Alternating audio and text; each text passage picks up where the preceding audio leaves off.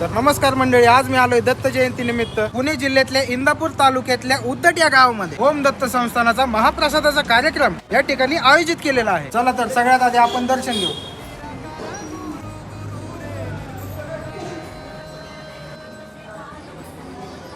दर्शन घेऊन झालं इकडे बघतो तर काय, इकडे कांदा बारीक करायला चाललंय, इकडे भात चाललाय आणि इकडे गरमागरम चपात्यांचं नियोजन लावायचं चाललंय आणि इकडे सगळ्या ग्रेव्या तयार झाल्या. चपात्याचा निस्ता ढीग लागत होता.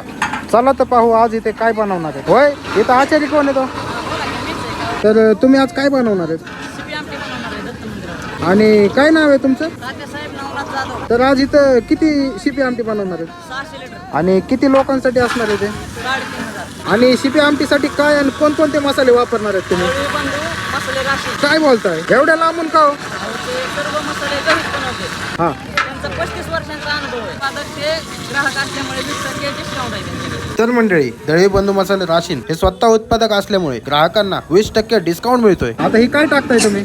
मोहरी टाकताय का? आता ही आली आपली जिरे, हे आपले आले हळद. दळवी बंधू मसाले राशीन यांची घरगुती हळद. आणि हे काय? त्याच्यानंतर कांदा टाकूया आपण. बरं, आला कांदा. आणि हे काय? पेस्ट केलेली कोथिंबीर. कोथिंबीरची पेस्ट. आणि हे काय? Tomato paste. Tomato paste. हे काय आहे? पुदिना. हे आहे पुदिनाची पेस्ट. ही काय आहे? वल्ला नारळ. नारळाची पेस्ट. आणि ही लसूण पेस्ट. लसूण पेस्ट.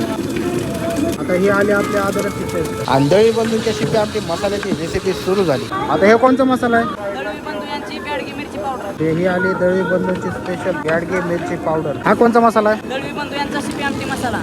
तर तुम्ही पाहू शकता मंडळी, दळवी बंधू यांचा शिपी आमटी मसाला. आणि हा कोणता मसाला आहे? दळवी बंधू यांचा काळा घरगुती मसाला. दळवी बंधू यांचा काळा घरगुती मसाला. आणि हा कोणता मसाला आहे? कच्चा मसाला दळवी बंधू यांचा. हा कच्चा मसाला आहे. आणि आता तुम्ही बघू शकता ही ग्रेव्ही खतरनाक तयार झाली आहे. आणि हे काय आहे? दळवी बंधू यांचा येसूर. तुम्ही बघू शकता दळवी बंधू यांचा येसूर. आणि हे मोठं मीठ सगळे एकजीव केलं याला पाणी. आता हे काय टाकताय तुम्ही? डाळ. नेसता सुगंध कस काय? हा हा. आणि त्या चपात्याला काही सुटीच नव्हती.